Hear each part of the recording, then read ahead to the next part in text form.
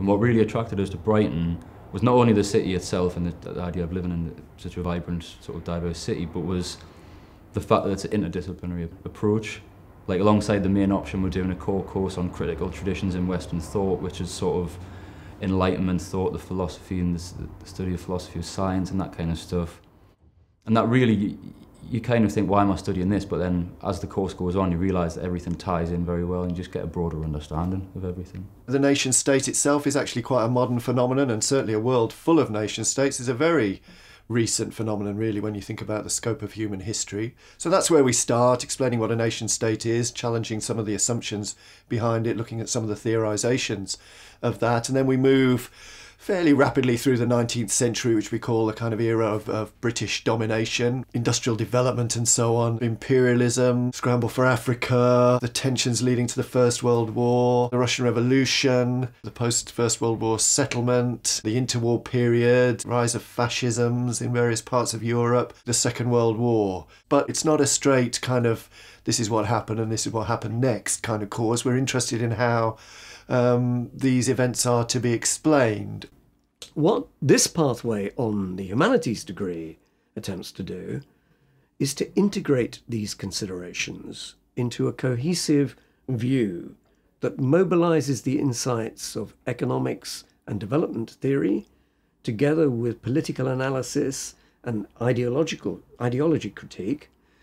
in order to make that history something that isn't simply about the development and decline of the West, or the rise of China and India and the BRIC countries, but sees these things as part of a cohesive whole and provides an intellectual backdrop that isn't straightforward and simple, that looks at the contradictions and tensions between different approaches, but then develops the skills that the student might need in order to have a cohesive understanding of how this world works.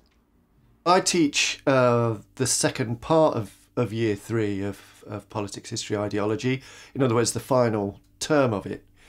And this is where we deal with the contemporary situation, the nature of the contemporary global order. So when I say contemporary, we're talking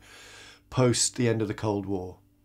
where we are now. So I often think of the whole thing really as leading up to this final term, because what I'm interested in is how to explain the world I live in. And history for me is really one of the tools that enables me to do that. You know, I mean, some people are interested in history, if you like, for its own sake, and I suppose to a certain extent I am as well, but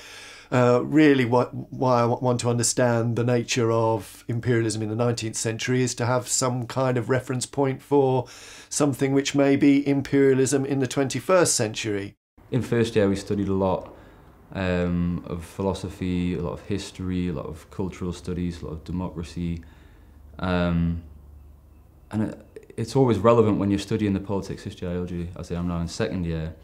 You find yourself constantly relating stuff back to that. And that sort of translates into everyday life, I think, in the way that your brain is sort of wired now to see connections between things that you wouldn't normally see, and to be a little bit sceptical, to question things, not taking things at face value, I think is very important. It's something that is noticeable when I go back to my hometown, I see my old friends and stuff, and we talk about things, I find myself picking up on different things they say, and just the ability to look at things from a different angle and understand different points of view, I think, is something you gain from this course.